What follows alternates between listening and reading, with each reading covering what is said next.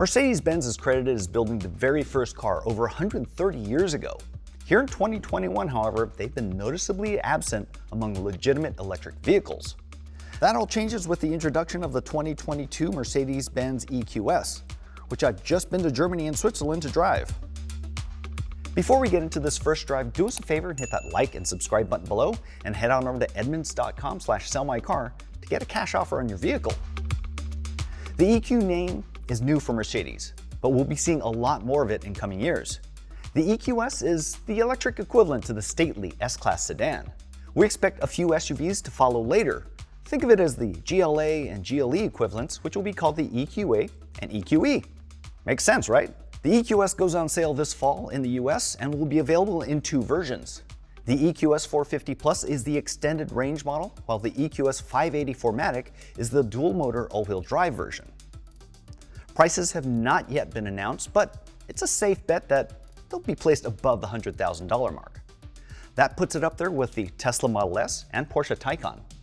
The EQS 450 Plus has a single motor driving the rear wheels, with a power output of 329 horsepower and 419 pound-feet of torque. Mercedes estimates it'll reach 60 miles an hour in 5.9 seconds and have a range of 484 miles on a full charge. That range figure is based on the European testing standard. We expect the figure to be adjusted down a bit when the EPA gets around to evaluating it. But even if it drops way down to 400 miles, that's an impressive distance that'll rival the Model S long range and handily beat the Taycan. The 580 4MATIC has a second motor driving the front wheels for a combined output of 516 horsepower and 631 pound-feet. Mercedes says it'll reach 60 miles an hour in only 4.1 seconds. That's blisteringly quick, but still slower than the Model S and Taycan. Range estimates for that all-wheel drive model start around 420-ish, but also based on the European model. Expect that to drop just a bit. Both have identical 108 kilowatt-hour battery packs. The EQS is DC fast charge capable. Mercedes claims you can get from 10% to 80% charge as quick as 31 minutes. On more common level 2 units, it should take just over 11 hours to get the same charge. Those times are longer than the Taycan or Model S, but not enough to really impact your life. Now, even though this EQS isn't as fast as the Porsche or the Tesla, it's still plenty fast. And it accelerates with authority, like a good shove. It's also eerily graceful. On some of the smoother Swiss roads here, I almost have the sensation it's floating above right until I hit a rut or a bump. But even when I hit those, you only get a dull thud, and it's heard more than felt. Now, these EQSs come standard with the Airmatic and adaptive suspension, and that's definitely helping. The Airmatic suspension replaces conventional springs with air chambers for a smoother ride and keeps the body nice and level. The adaptive suspension allows you to choose between a softer, more comfortable ride or stiffen them up for better handling performance. As far as braking goes, well, the brake pedal is a little soft, but it seems appropriate for a big luxury sedan like this. I would expect that the AMG version would have a slightly stiffer pedal. And when it comes to handling, it inspires confidence. It's still a big sedan and heavy, but you don't really feel that weight because it's mostly all on the floor. And you don't want to go blasting through corners like you're in a sports car, but you have the confidence that it'll navigate some sharper turns with absolutely no problem. That's because each EQS comes standard with rear wheel steering. When you need to make a really sharp turn at lower speeds, the rear wheels will turn in opposite direction of the front wheels by as much as 10 degrees, allowing this big sedan to maneuver much like a smaller car. Body roll is really well managed. It just feels solid on the road. You might also notice how quiet it is in here. It's really impressive how much they've dialed out road and wind noise. And there's absolutely no creaks or squeaks on the interior. Helping with sound abatement is insulated windows for sound and for heat. As with a lot of EVs, they have repurposed the shifter paddles on the steering wheel to serve a similar function for brake regeneration. If you hold the upshift paddle for a few seconds, you can access the highest regeneration level that allows you to drive without ever hardly touching the brakes. It's called one-pedal driving, and many EV drivers love it enough to never want to go back. On top of that, with more regeneration, you replenish the battery more and get further on a charge. Let's talk about seat comfort. It's a Mercedes. It's an S-Class. It's really good. There's tons of adjustments. These are the multi-contour seats, so you can also get a massage. Plus they're heated and ventilated, and they work really well. You always get that sense of spaciousness in an S-Class, and this EQS is no different. And it's also enhanced by this massive panoramic sunroof that really opens up the interior. Despite that tapering roofline, there is a good amount of space for adults in the back. I'm 5'10" and I fit back there with room to spare. The large roof pillars in the back do make it seem a little less spacious, at least compared to the front. In the back seats, there will be an executive rear seat option, but the 4-seat option will not be available. So that means you will not get that massive center console that you'd see in the S-Class. And oddly enough, there's no frunk.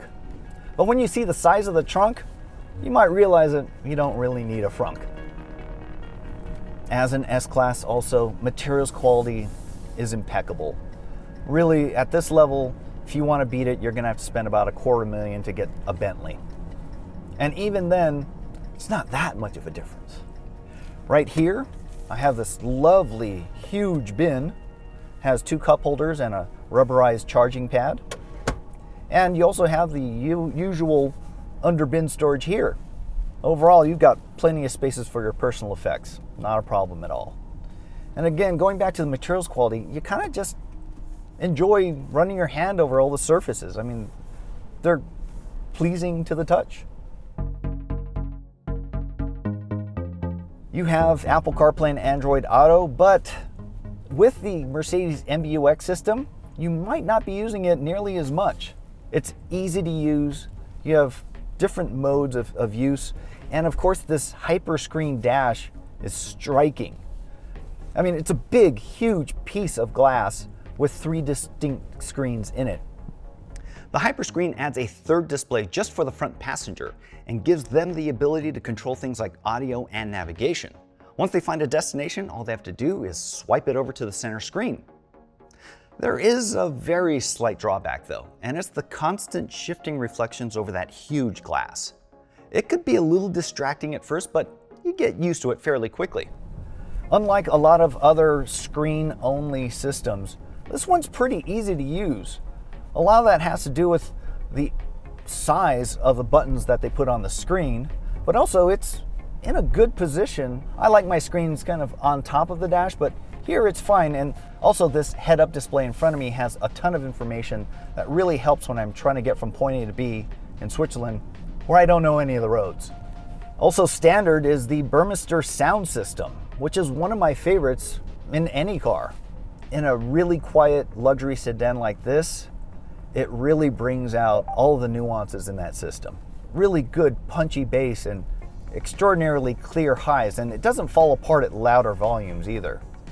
Other cool technology add-ons are Toll Pay, which is integrated into the system so you don't have to fumble for your wallet or purse.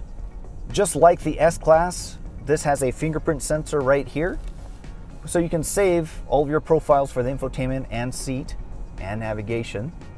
So if someone else drives your car, all you have to do is tap your finger on that and it'll reset everything to your preference. Another cool feature are the available power open and close doors. So when you get in the car, you just kind of give the handle a gentle tug and it'll open it itself the rest of the way. Once you get seated in the driver's seat, to close the door, all you have to do is put your foot on the brake and it'll close automatically.